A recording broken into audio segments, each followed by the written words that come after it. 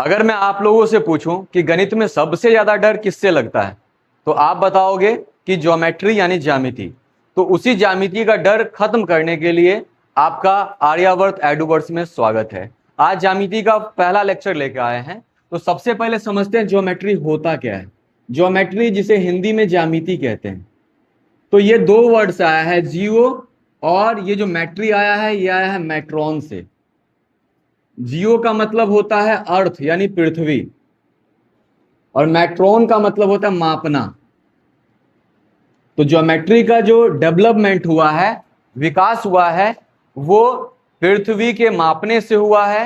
क्योंकि शुरू में ज्यामिति में पृथ्वी पे जितनी भी चीजें होती है उसको मापने के लिए यूज किया जाता था।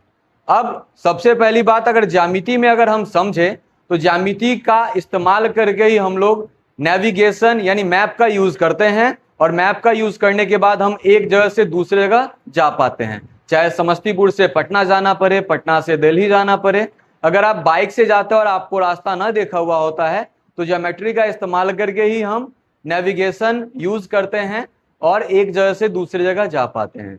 दूसरी बात, अगर कोई सिविल इंजीनियर है जो बिल्डिंग बनाता है, पुल बनाता है, और उसे आइडिया नहीं है ज्योमेट्री का, तो वो पुल और बिल्डिंग बहुत ज्यादा स्ट्रांग नहीं बना सकता है। तो वहां पे भी ज्योमेट्री का इस्तेमाल होता है। चाहे किसी भी तरह का स्ट्रक्चर हो, उसको बनाने में ज्योमेट्री का इस्तेमाल किया जाता है। अब हम लोग ज्योमेट्री को बहुत ही सबसे छोटी चीज से आगे बढ़ते हैं। अगर हम तुमसे पूछे ज्योमेट्री में सबसे छोटी चीज क्या होती है, तो ज्योमेट्री की सबसे छोटी चीज होती है बिंदु। ज्योमेट्री की सबसे छोटी चीज क्या होती है? बिंदु। एक बात हमेशा याद रखना है, बिंदु की परिभाषा तो सबको पता होता है कि बिंदु वह स्थान होता है जिसकी न लंबाई होती है, न चौड़ाई होती है, न ऊंचाई होती है। ये सबको पता है। लेकिन हमने जो यहाँ पे बनाया है ना, वो वास्तव में बिंदु नहीं है। क्योंकि जब तुम इसे माइक्रोस्कोप से यानी सूक्ष्मदर्शी से बहुत ज्यादा हाई पावर माइक्रोस्कोप से देखोगे तो इसमें कुछ ना कुछ लंबाई, चौड़ाई और ऊंचाई दिख जाएगा। तो हमने बस बिंदु को समझाने के लिए ऐसा पॉइंट ले लिया है, लेकिन ये भी बिंदु नहीं है, क्योंकि इसमें कुछ ना कुछ लंबाई, चौड़ाई और ऊंचाई आ जाएगा। चाहे हम चौक का इस्तेमाल करके डॉट दे दे, चाहे हम मार्कर का इस्तेमाल करके डॉट दे दे, उसमें भी कुछ ना कुछ लंबाई, चौड़ाई और ऊंचाई आ ही जाता है। तो ये सब जो हमने खींचे हैं, खींचा है, वास्तव में ये बिंदु नहीं है। तो बिंदु होता क्या है? तो जैसा कि तुम लोगों को पता है कि बिंदु में लंबाई, चौड़ाई और ऊंचाई नहीं होता है। तो बिंदु अमूर्त चीज हो जाती है। अमूर्त चीज का मतलब होता है जिसे महसूस कर सकते हैं लेकिन जिसे हम छू नहीं सकते, देख नहीं सकते। जैसे हमने बोला समय, समय के बारे में सबको पता है कि समय होता है, लेकिन समय को तुम लोग देख पाते हो क्या? नहीं। हमने बोला प्यार, तो प्यार के बारे में सबको पता है, लेकिन प्यार को हम लोग देख नहीं पाते हैं। वैसे ही पॉइंट जो होता है जिसमें लंबाई, चौड़ाई और ऊंचाई कुछ भी नहीं होता है, यानी जीरो डायमेंशनल होता है। क्या होता है?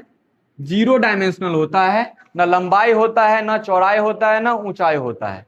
बस ये किसी स्थान को इंडिकेट करने के लिए, किसी स्थान को बताने के लिए इसका इस्तेमाल किया जाता है। तो अगर हम पूछ ले पॉइंट क्या होता है, बिंदु क्या होता है, तो बिंदु के बारे में बताना है। बिंदु ज्यामिति की सबसे छोटी चीज है जिसमें ना लंबाई होता है, ना चौड़ाई होता है, ना ऊंचाई होता है।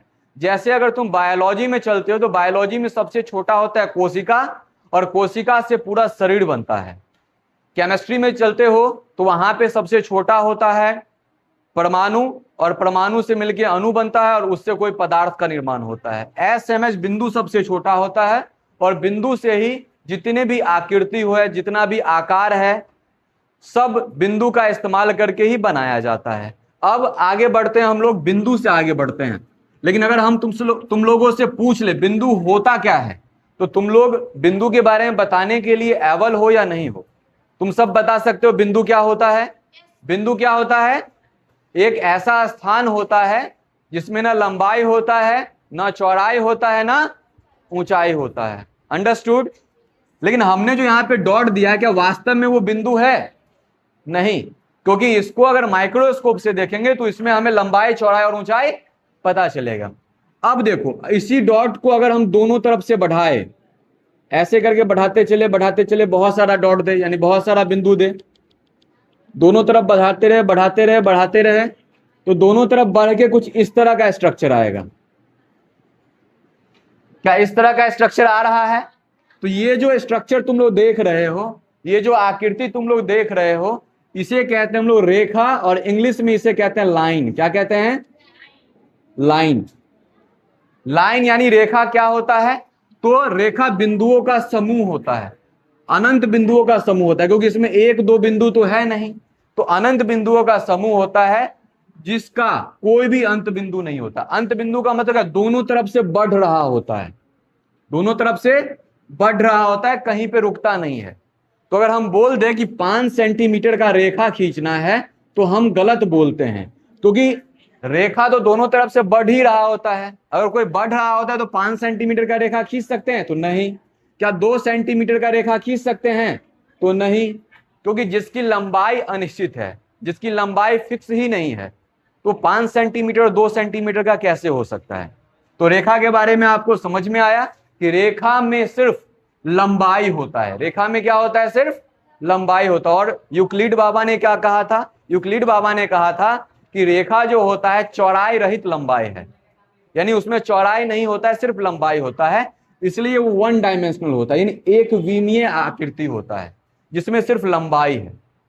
अब आगे बढ़ते हैं। अगर एक पॉइंट ले ले हम लोग और इससे एक ही तरफ बहुत सारा बिंदु लेके हम लोगों ने बढ़ाया, तो इस तरह का संरचना बनेगा। अब इस तरह का संरचना बनेगा तो इसको हम लोग कहेंगे किरण, इंग्लिश में रे। किरण इंग्लिश में इसको क्या कहेंगे?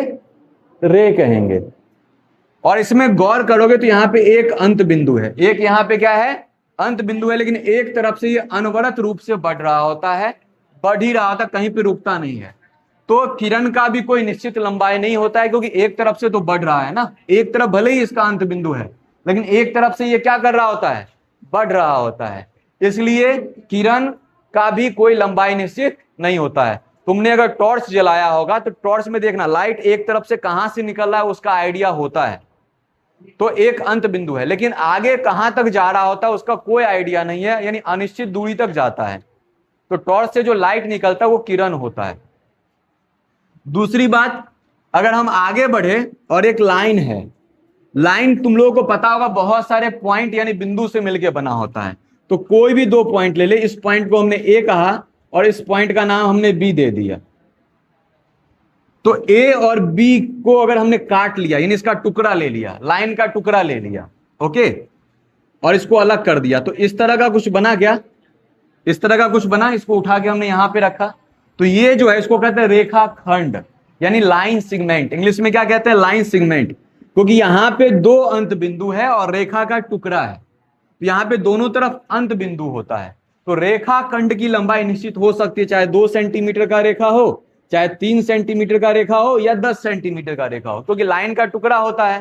तो हमने 2 सेंटीमीटर का टुकड़ा लिया है, 4 सेंटीमीटर का लिया है, या 5 सेंटीमीटर का लिया है। अंडरस्टूड? ये बात समझ में आ गया तुम लोगों को कि रेखा खंड जो होता है उसका 2 अंत बिंदु होता है, किरण का एक ही अंत बिंदु होता है, लेकिन रेखा में कोई भी अंत बिंदु नहीं होता है, लेकिन तीनों में सिर्फ लंबाई होता है। भले ही किरण और रेखा की लंबाई अनिश्चित होती है, इसलिए 2-5 सेंटीमीटर का नहीं ले सकते हैं, और इसकी लंबाई निश्चित है, इसलिए हम जितना भी चाहे 5 सेंटीमीटर हो, 7 सेंटीमीटर हो, हम उतने सेंटीमीटर का रेखाखंड ले सकते हैं। एक बिंदु है और वहां से 2 किरण निकला, एक इस दिशा में निकला और एक इस दिशा में निकला। तो तुमने देखा होगा कि यहाँ पे जो 2 किरण है, दोनों का अंत बिंदु या फिर शुरुआती बिंदु सेम ही है, लेकिन जो 2 किरण निकला है उसके बीच में कुछ ना कुछ झुकाव है। तो ये जो झुकाव है इसी को कोण कहते हैं। इसी को क्या कहते हैं? कोण कहते हैं। इसको और अच्छे से समझो, अगर मान लो कि यहां पे हम लोग एक किरण रखते हैं, तो यही इसी किरण को हम लोग उठा के थोड़ा सा ऊपर ले गए इस तरह से, तो ये किरण यहां पे है और इसको यहां पे ले आए, तो यहां पे जो झुकाव बन रहा है इसी को क्या कहते हैं? कोण। तो अगर तुमसे पूछे कोण का निर्माण कब होता है, तो 2 किरण अगर दोनों का शुरुआती बिंदु सेम ही है, और इस बिंदु को हम लोग क्या कहते हैं? शीर्ष कहते हैं, या इंग्लिश में वर्टेक्स कहते हैं। शुरुआती बिंदु सेम ही है, तो उस दोनों किरण के बीच में जो झुकाव है उसी को हम लोग कहते हैं कोण। अगर झुकाव कम है तो कोण छोटा होगा, अगर झुकाव ज्यादा है तो उसको कहते हैं हम लोग कोण का माप ज्यादा होगा। जैसे तुम लोग देखो इसको, अगर हमने एक किरण लिया इस प्रकार का और इसका माप इस तरीके से है, इस तरीके से है, और ये 90 डिग्री का कोण है, तो 90 डिग्री से कम का अगर कोण होता है तो उसे हम लोग कहते हैं न्यून कोण। क्या कहते हैं? न्यून कोण। अगर हम तुमसे पूछ ले कि न्यून कोण क्या होता है, जिसको इंग्लिश में एक्यूट एंगल कहते हैं, तो एक्यूट एंगल का मतलब होता है बउआ जिस कोण का माप 0 डिग्री से लेके 90 डिग्री के बीच में हो। अगर हमने बोल दिया 45 डिग्री का कोण कौन सा कोण है, तो न्यून कोण है, क्योंकि वो 90 डिग्री से छोटा है। अगर हमने बोल दिया 89 डिग्री का कोण कौन सा कोण है, तो न्यून कोण है, क्योंकि उसका भी माप 90 डिग्री से छोटा है। अगर हमने बोल दिया 89.99, भले ही 90 के नजदीक है लेकिन 90 से छोटा है, तो वो भी क्या होगा? न्यून कोण। अगर किसी कोण का माप 90 डिग्री से छोटा होता है तो उसे हम लोग कहते हैं न्यून कोण। क्या कहते हैं? न्यून कोण, और इंग्लिश में इसको कहते हैं एक्यूट एंगल। अब आगे बढ़ते हम लोग दूसरे कोण के तरफ। अगर कोई कोण है उसका माप एकदम से 90 डिग्री के बराबर है तो उसको हम लोग कहते हैं समकोण। क्या कहते हैं? समकोण, और इंग्लिश में इसको कहते हैं राइट एंगल। क्या कहते हैं? Right angle. तो अगर हम पूछ ले राइट एंगल यानी समकोण क्या होता है, तो बताना जिस कोण का माप 90 डिग्री के बराबर होता है उसे हम लोग समकोण कहते हैं। कोई डाउट की बात नहीं है कि 90 से कम होगा या 90 से ज्यादा होगा। एकदम से अगर 90 के बराबर है तो कौन सा कोण कहलाएगा? समकोण कहलाएगा। अगर हम तुमसे पूछ ले क्या इस कोण का माप 90 से अधिक है, क्योंकि 90 तो एकदम सीधा होता है इस तरह से, तो 90 से अधिक है इस कोण का माप, तो इसको हम लोग कहते हैं अधिक कोण। क्या कहते हैं? लेकिन अधिक कोण के लिए 90 डिग्री से ज्यादा सिर्फ नहीं होना चाहिए, 90 से ज्यादा तो होना ही चाहिए, साथ ही साथ 180 डिग्री से कम होना चाहिए। तो अगर कोई अधिक कोण है तो उसका जो माप होगा 90 डिग्री से क्या होगा? ज्यादा होगा। अधिक कोण क्या होगा? 90 डिग्री से ज्यादा होगा, लेकिन 180 डिग्री से छोटा होना चाहिए। किससे छोटा होना चाहिए? 180 डिग्री से छोटा होना चाहिए। तो अगर हमने पूछा 135 डिग्री का कोण न्यून कोण है, समकोण है या अधिक कोण है, तो क्या बताओगे? अधिक कोण है, क्योंकि 90 डिग्री से ज्यादा है इसका माप। तो जिस कोण का माप 90 डिग्री से अधिक है और 180 डिग्री से छोटा है उसे कौन सा कोण कहते हैं? अधिक कोण। अगर हमने ऐसा कोण बना लिया, एक किरण इस प्रकार का है और दूसरा किरण एकदम से अपोजिट डायरेक्शन में आ गया है, तो तुम देखना यहां पे एक रेखा का निर्माण हुआ है, एकदम सीधी सरल रेखा का। तो यहां पे 90 इधर बन रहा है और 90 इधर बन रहा है, तो टोटल 180 डिग्री का कोण बन रहा है। और 180 डिग्री का जो कोण होता है ना, उसको हम लोग कहते हैं स्ट्रेट एंगल, यानी हिंदी में कहते हैं सरल कोण। क्या कहते हैं?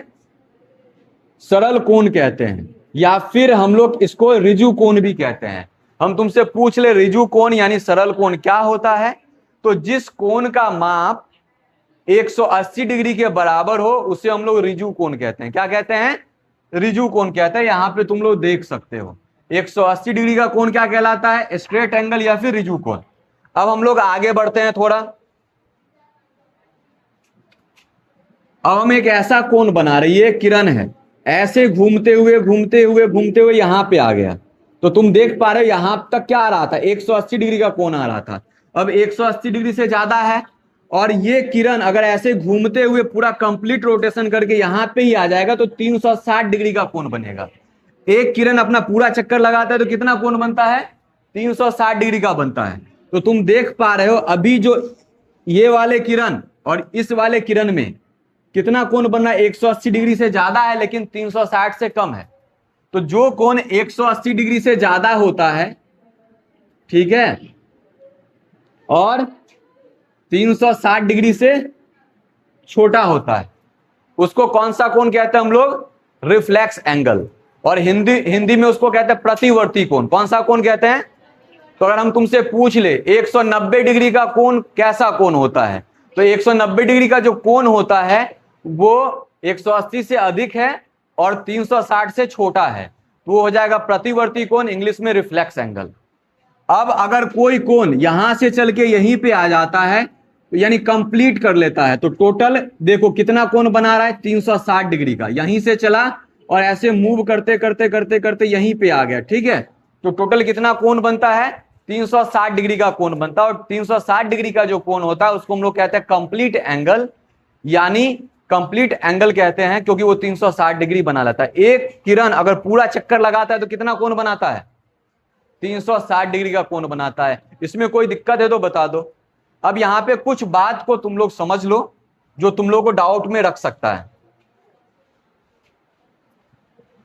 मान लो हमने क्या किया, यहां पे एक रेखा हमने ऐसे खींचा और इस रेखा पे कहीं पे एक पॉइंट लिया, वहां पे एक किरण खींच दिया। ये किरण क्यों है, क्योंकि इसका एक अंत बिंदु है। और ये रेखा क्यों है, क्योंकि इसका कोई भी अंत बिंदु नहीं। इस रेखा का नाम अगर हमने L दे दिया, इस पॉइंट का नाम हमने O दे दिया, और इधर हमने एक पॉइंट ले लिया M। तो यहां पे तुम देख रहे हो दो एंगल बन रहा है। एंगल कैसे बन रहा है, एक रे इधर है, एक रे इधर है, और दोनों रे का जो शीर्ष है यानी कॉमन पॉइंट है, उभयनिष्ठ बिंदु है, सेम ही है। तो यहां पे जो झुकाव है ये कोण है, और यहां पे भी कोण का निर्माण हो रहा है। तो एक रेखा के एक ही तरफ जितना कोण बनता है वो होता है 180 डिग्री का कोण। यानी ये दोनों को मिला के कितना होगा, 180 डिग्री होगा। कितना होगा बउआ, 180 डिग्री का कोण होगा। और दो कोणों को मिलाने पे अगर 180 डिग्री हो जाता है ना, तो वो दोनों कोण आपस में समपूरक कोण कहलाता है। इंग्लिश में उसको कहते हैं सप्लीमेंट्री एंगल्स। क्या कहते हैं, सप्लीमेंट्री एंगल। यानी कोण ए है और कोण बी है, दोनों को जोड़ने पे अगर 180 डिग्री आ रहा है तो कोण ए और कोण बी में क्या रिलेशन होगा, सप्लीमेंट्री एंगल यानी समपूरक कोण का।